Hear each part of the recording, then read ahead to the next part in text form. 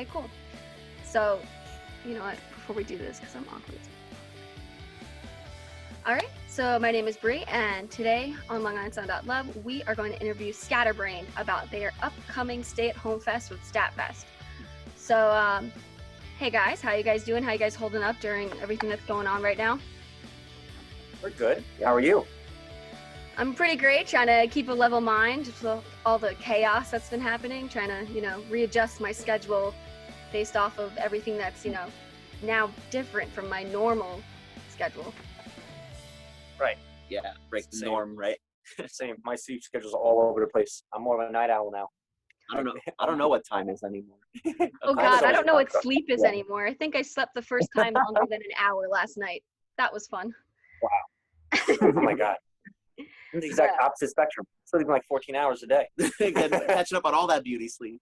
I mean, listen, it works. We all find a way to work it out, I guess. So previously, we talked to you guys back in like May of 2019 about your music with Scatterbrained and what you guys provide for people. And I just wanted to highlight and touch base back on something that you guys had mentioned previously with us that kind of resonated very hard with me. You guys had said something along the lines that the music that you create was so that it could provide the listeners that you have with reassurance that they are not isolated and that you guys are sympathetic and that there are like-minded people that are there for them.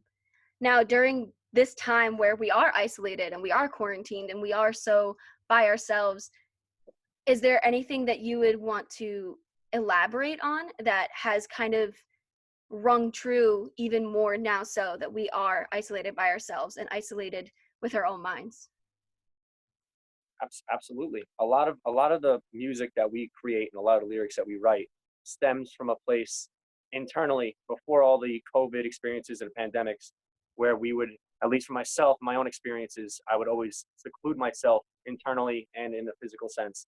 And that's when, you start becoming this self-defeatist mindset and you don't remember things that are just easy to forget because you're so caught up in your own thoughts. And now we're all being forced into seclusion. So it's also nice in this moment because in our music, we try to emphasize to remember in the bad times, there's positives too. There's always a little bit of light and darkness. Stars are always brighter at night. And it's the concept of take this sad time and turn it into a positive, find more out about yourself, go into those dark places in your head purposefully, as opposed to just hating on yourself and questioning it. Go deep into those trails of thoughts and come out more of yourself. You find out where you're feeling these things, where they're coming from, what you can do about it, and you can become more of your true self in a way. At least that's what I find. And fun fact, both of us live in basements with barely any windows. So we practice this isolation type of lifestyle very much so. And I radiate a lot with what he talks about with the stuff. So that's why we really decided to bring that to the forefront. And I'm sure there's a lot of other people, not just in Long Island, but other places around the country that live in basements and probably deal with that same type of isolationalism where you just get so into this life where you're living in a basement with no windows, where kind of you go into that darkness of like accepting it or just, you have no other choice or whatnot. And you try to get out as much as you can, but you always find yourself back into your little hole, so to speak, I guess you could say. So just to touch base with what, as you said, was we like to let people know that they're not alone in some of these things that they're going through, thinking they are alone. And I can relate with that especially. It's just like, hear our words, we hear yours. Maybe you're not verbalizing it, but please know that you're not alone. You can always talk to somebody, or if you're always hating on something, just know that someone else is out there feeling the same exact thing that you're feeling. And we're always together in the psyche, physical and spiritual sense. In the psyche. Love it. So you guys are talking a lot about like the mental processes kind of, or at least touching base or alluding to how the isolation kind of gets to you in those senses and like being positive and finding the positive from the negative. So during this stressful time that seems to be throwing everybody's bodies off, all their mental states off, I know myself, I have been finding a challenge. My body's been treating me differently. I smell differently. I sleep differently. It's so interesting. So how are you guys overcoming this feeling of being overwhelmed during this time? We all have our own things. I know for personally me, I've been doing a lot of meditation. It's funny because before the whole experience of quarantining, I have a very similar steps, a very similar sequence of things that I do for myself in the past that I do now, which is a lot of crystal therapy and a lot of meditation. And like I do it during the sunlight as well as during the moonlight. And it's just a great way for at least me, and I know a lot of other people out there that do it, meditating, trying to visualize as well as letting your brain go. Whether you believe there's a higher power telling you or something in your subconscious trying to come up and tell you, I find for me that also helps me in those dark times find positives, to put words to something that I'm not sure why I'm feeling it. Meditation really helps center your chakras, to help center your mind, help center your creative balance, everything that you might have questions for. If you don't have questions, me personally, I think meditation is a huge plus. Everyone should really be taking at least a half an hour a day to center themselves. And if they actually find they can go into a deep visualization process, every other day. For me, to be honest with you, the last year and a half, 2 years, I've been like in and out of like a slight depression, dealing with my own stuff, trying to figure out what I want to do job wise. I work a 9 to 5 job for an electrical company in an office. So like, and I'm not a morning person. I hate mornings. So to wake up early and then drive, I have to drive like 40 minutes usually out to work and then work there. And I'm usually tired by the time I come home, and I don't even want to like write music. And, I have my own studio. All of our stuff is recorded in my basement/room. And, I never really have enough energy to really want to put myself to just keep driving and doing something. But with all the stuff going on right now, and now with all this free time, it's actually it's very much for me like a silver lining or like a blessing in disguise now that I have all this free time, because my form of meditation has been just like spitting out ideas of music that now I have all the time in the world to do now. And I didn't really have that time before. And I'm sure for a lot of other people that also write music from home and do all that, now they have all the time in the world to do that. But for me, that's been my meditation. I've been writing, I think I wrote like 6 or 7 things so far, song wise, on my computer, like everything, not just a one little diddle part or like a little piece, just completely out. And it's been really helpful to watch the time fly by and be like, all right, well, I'm still living in this basement and I don't even know what time it is outside. I have no windows. Oh, the sun's still out? I didn't know. Huh. Well, that's okay. Sunlight. Yeah, right. Vitamin D? What? So A lot of that resonates with me as well. yeah, Especially the whole concept of these people when things were normal. yeah, whatever is exactly. normal. Yeah. So it's cool to see the change up that kind of just slaps people in the face right now, to see what makes them realize that about themselves or what they can go through. So yeah, I think writing right now, producing music, and just the production value of making songs have been keeping me excited and making me and letting me know that music is still like my sole purpose in life, to keep creating and not stop. So that's where I'm so at. beautiful. Has your guys' process in writing music or like even meditation changed? Has it adapted towards like what's going on? Because now you can't go to your 9 to 5 job, I'm sure, and you are home more. So like, are those Well, processes now implementing something else? Well, music-wise, before I'll let him do meditation now, but music-wise, I'll tell you, like, before this whole thing, we've been already discussing what we're trying to do music-wise, genre-wise, and all that, too. I mean, like, what kind of styles we're looking to pick. We're looking to get into a little bit of funk now. We're looking to get into a little bit of some more grungy, heavy stuff, too, kind of like one of the singles we put out called Black Smoke, which is our most played song on Spotify. By the way, you can check us out on all those. The Amazonian people have our music. The Apple people have our music. All of them. The YouTube, the Spotifizzles, and we're really trying to just kind of try different facets. We're only releasing singles, sometimes doubles, but never EPs or albums right now. We're really just trying to put things out there and see what happens. Because now that we're in this new decade, you ask anybody out there, oh, what do you listen to? Oh, I listen to everything, or I listen to everything except country, whatever it is. So it's better now to like appeal to the generations that are younger, that say they listen to everything, and really be like, yeah, what do you think about this? Or what do you think about that?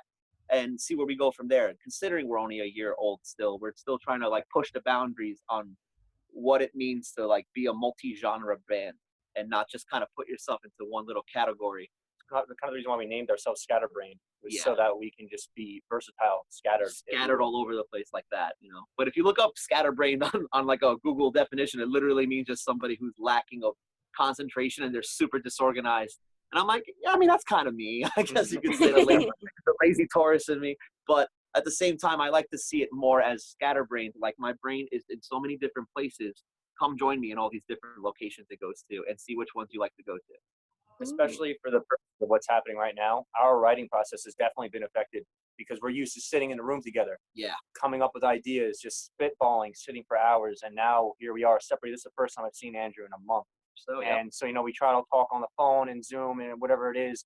It's not the same, like being in a room with each other and like going hand in hand with meditation as well. Feeling energies.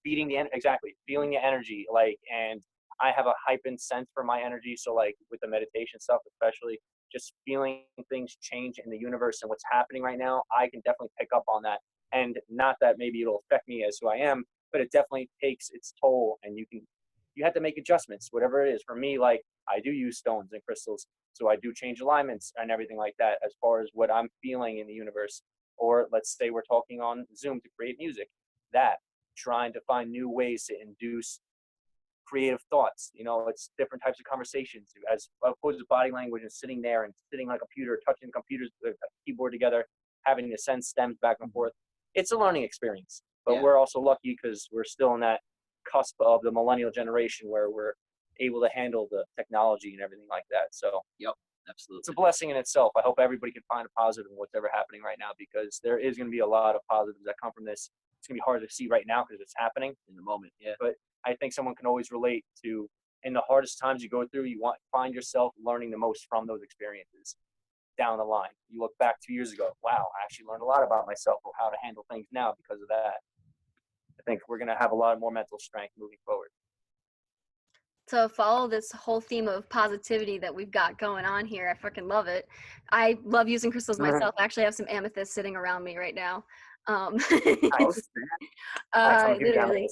my two little, these are my favorite little raw babies. But yeah, nice. They're my little favorite guys. I'm big with the quartz and amethyst. Quartz and amethyst, right? Yeah, those are my two big bugaboos. And then tiger's eye first. A little bit of good luck. Ooh, tiger's eye is so pretty. Yeah, beautiful. All right, I can talk crystals for days. I actually just started doing assisted therapy and crystal Reiki therapy right before this all happened, and I was like on a new level of path as far as finding myself out and like just a higher awareness of everything as far as the meditation side of things. So it was a little upsetting at first, but now I still do it. I talk to my therapist, my Reiki therapist over the phone, and we'll have a promptu conversation beforehand. I'll go into another dimension for a couple hours, and then I'll come back and we'll talk it out and just kind of like hash things out. It's great, actually. It helps me tremendously to have somebody to go back and forth with that can respect where I'm at, and it helps me understand the crystal side of things as well, and just what I'm feeling with my chakras as well as my mind. Mm-hmm. To wrap this all up, I was wondering if you guys could I want each of us to share one positive that this quarantine and that what's going on right now has done for us, because I feel like there's so much negativity out there. I want people to see that there are the positive factors of being able to take a step back from the normalcy and the normal status quo of how life is supposed to go. Well, absolutely. I mean, yeah, with music, of course, nonetheless, I think there's going to be a huge boom, first of all, with music, society. There's going to be a lot of more people who aren't going to take for granted leaving their house to go see people and go out these days after it's over.